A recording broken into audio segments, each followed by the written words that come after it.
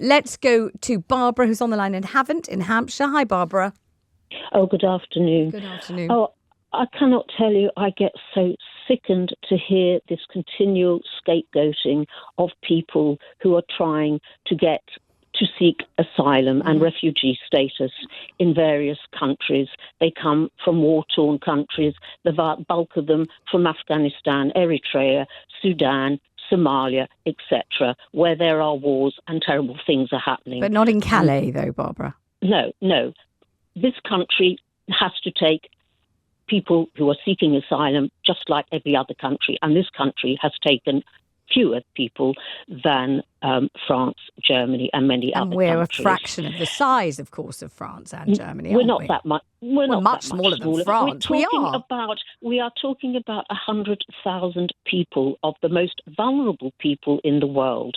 80% of asylum claims are successful, so those people's claims are legitimate, and they can have refugee status and eventually go on a path to becoming citizens where they can work and contribute. But what to we're society. talking about specifically today, Barbara, though, is the situation whereby there are people arriving here pretending to be minors with what you could say is excellent reason, because obviously the inducement to say you're a minor means that you'll be treated in an entirely different way. There'll be a presupposition that you should be given citizenship, and also provision for you in terms of housing, education, and all the things that quite rightly, if you're an unaccompanied minor, you should most definitely get. Only what if you're actually 37 or 27? Well, you won't be 37. What if you're 22? And also, some minors who are accepted here are asked to leave when they reach 18 under current laws. As for granting them the chance to have their applications dealt with, well, what should we do now that Rwanda is scrapped? What would we do? Would we rather have these people languishing in barracks or in hotels at great cost? Would it not be better to process them, accept the 80% who are legitimately seeking asylum in this country, so that they can work, study, and make a contribution? What I don't quite see the alternative. We can no longer, thankfully, attempt to send them off to a Rwanda. By the way, a country that is funding genocide. But an ancient conversation, because they shelved that on day one of this new Labour government. We don't have to talk about that anymore. I talked about that every day for years on the radio. I'm sick of talking about it. Luckily, we don't have to discuss Rwanda ever again. Good. Okay, so let's move to what we really are discussing rather than a rehashing of the entire thing. Why does it not behove us to work out whether people who look as if they don't seem to be minors but say they are or are not minors? Why do we not want to do that if they're doing it in France and in Germany? Why not? I think the person who you talked to, the expert who you talked to, said that there are still the regulations that exist under a previous act on asylum and migration still stand, so that people will still get tested to see whether they are or are not. And that's not minors. That's not, as I understand it, the case. I think before, if you refuse the scientific test, and I've just checked what the test is, and it's a tooth X-ray. It's not something that's invasive or humiliating, embarrassing, painful, or anything ghastly. We have to take your clothes off and show them whether you've developed puberty or not. It's not that, obviously. It's just a tooth X-ray, which almost all of us have undergone. It doesn't hurt. It's not embarrassing. It's not traumatizing. So that is basically what it is. If they refused it before, there would be a presumption that they were then an adult. Now, if they refuse it, there isn't a presumption that they're an adult, but there's a kind of brackets on the file that says, they have refused it, so therefore their credibility is in doubt. What is the point of that? How does that advance anything? I agree. That sounds rather confused and vague. I'd rather see the actual, I hear what you're saying. I'm not disputing what you're saying. You've just read it. But I would think we need to look into that rather than listen to what the Daily Telegraph says. We're not interested. The Daily Telegraph spews out hatred against migrants. It is not migrants, nor indeed asylum seekers, that are causing people to be impoverished in this country. If you look at the inequality in this country, the shift of wealth from the poor to the rich, I think you'll find that has far more to do with why people are angry. But has there ever been frustrated. a shift of wealth from the poor to the rich? The poor never had any wealth. That's why they were the poor. There was no wealth to be shifted, was there? So do you not think that that's a far more Do I interesting... think that I think it's interesting, but I think there's a kind of miscalculation before we've even started that conversation. Barbara, thank you so much for kicking us off with such spirit. Thoroughly enjoyed it. Let's go straight to Lisa, who is a first-time caller in Portsmouth. Hi, Lisa. Thanks for ringing. Oh, she's gone. Oh, dear. Okay. Well, Lisa's not there. I don't know who then we're going to speak to on the phone, but I can read you this from Yvonne, who says, Vanessa, about migration and boats and miners, how can it be crashed when British lawyers travel to Calais to coach these migrants what to say and help them through? Some of these law firms wouldn't last a day if there were no legal aid. The only legal aid they can milk is for these migrants' asylum or minor cases. Yes, many claim to be children, yet they're full adults with broken voices. British lawyers also coach them to speak softly, so their broken voices are broken. Which minor can afford £20,000 to pay the boat, says Yvonne. Actually, that's a good question. Let's talk to Lisa, who is there in Portsmouth. Hello, Lisa. Oh, hi. Hi. What do you want to say? I've been a foster carer for over 20 years. Yeah. And I will no longer take young asylum seekers based on the fact that their age is not what they say they are. Okay, tell me more. So you have been given what are supposed to be young men who are minors, children, into your care. How old were you told they were, and how old did you think they were? 15, in between 15 and 16. And what did you think they really were? About 22, 23. And tell me how that sort of affected your being the foster carer for them and how they behaved and everything else. Quite intimidating towards women, their manner and behaviour. And did they continue to pretend to be children and want to go to school and all that kind of thing? They did. School, absolutely. And you thought these are big, skulking, big, hulking fellows of 22 and I'm having to treat them like 15-year-olds? They weren't necessarily big. They weren't big in stature. Some of them were quite small, but they were quite clearly, in my opinion, older than they were claiming to be. Right. And some people listening might think, so what? Tell me why it perturbed you and bothered you so much. Based on the fact that I have young girls that I also look after. Right.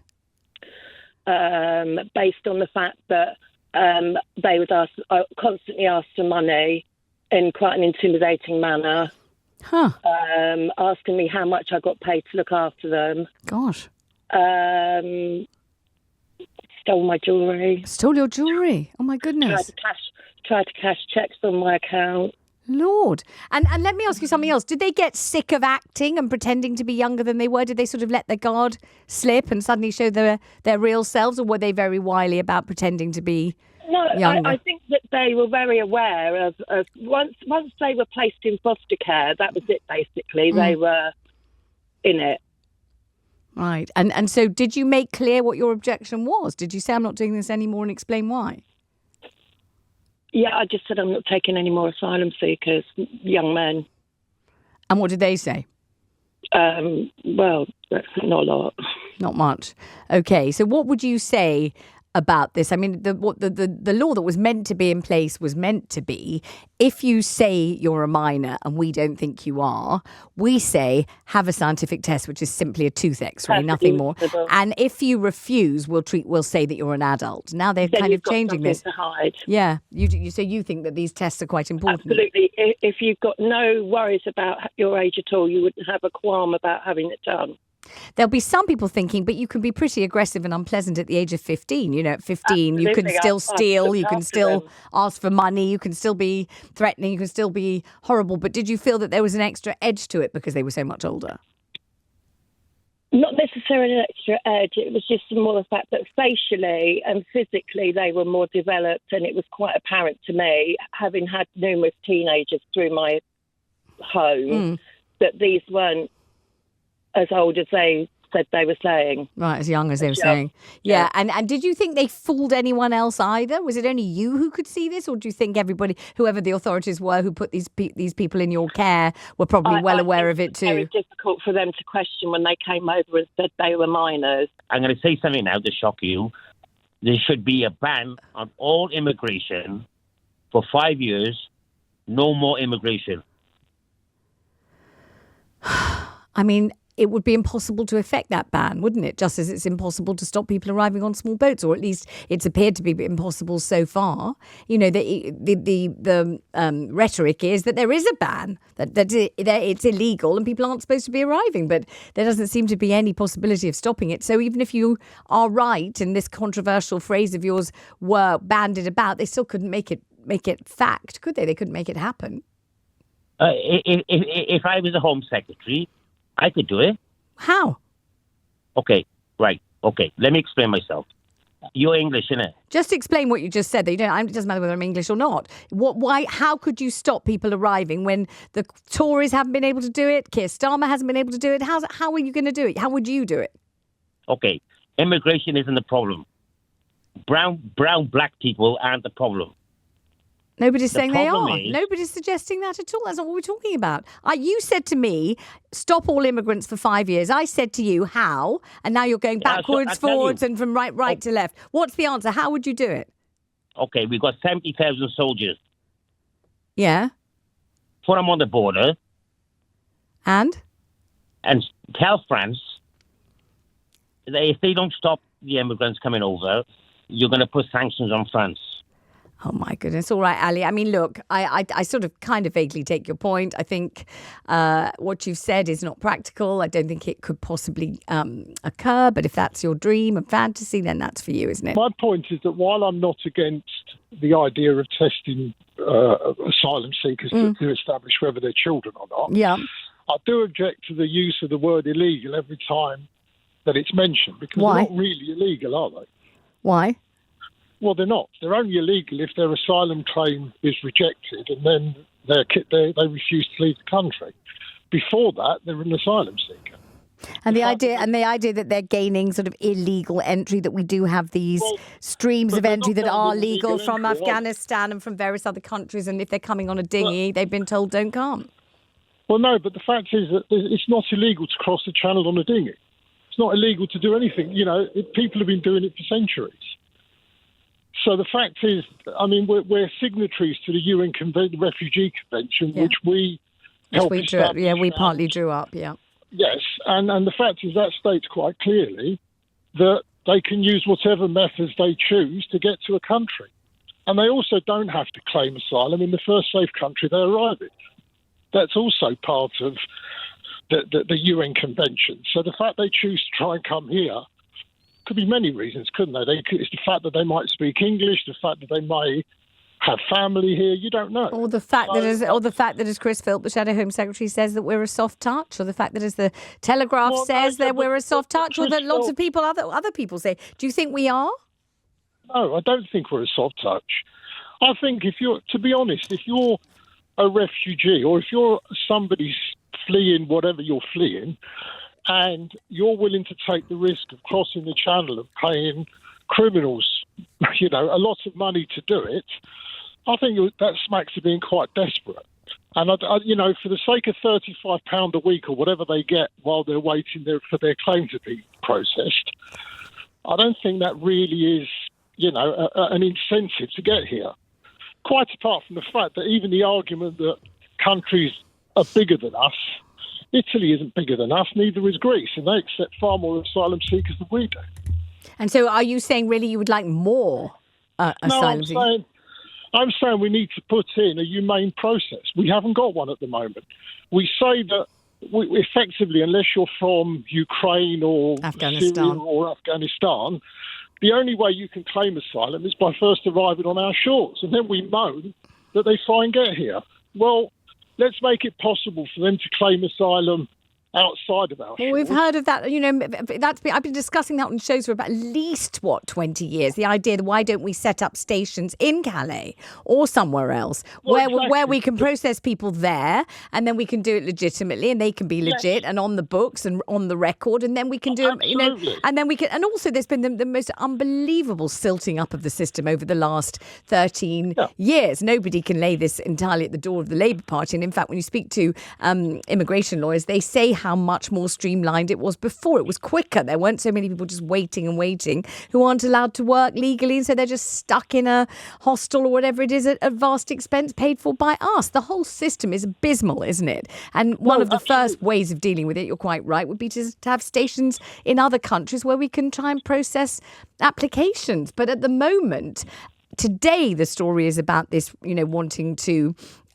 test people because they don't look like minors. You don't go around testing 4-year-olds. Obviously, these are men who look as if they're fully grown. And a change, an amendment, a repealing of the law which says, well, if you won't have the test, we'll consider you an adult. Why would the government do that, do you think? Hello, I'm here. I'm still talking, still working, still trying to earn a living. The usual, the usual thing. I don't know why the government. But does it make any sense to you? I mean, that sounds senseless, doesn't it? No. So whatever you feel about migrants, whatever you think about the process, this particular thing that we happen to be talking about today, rather than the entire history of migration to this country, still strikes you, Livio, as incomprehensible. All right, thank you. Let's go to Elias in High Wycombe. Hi, Elias. Thanks for ringing. Yes, hello there. I don't think immigration it basically would always be a problem, and the only way to solve it is it's a world issue. We live in an unbalanced world. How can a country like Britain moan about immigration when they're still exploiting countries, creating political havoc in Tom, Dick, and Harry's country to suit themselves? It's just like a merry-go-round, and all the problems what immigration causes, what you hear about. But the main cause of all this kind of stuff is because we live in an unbalanced world.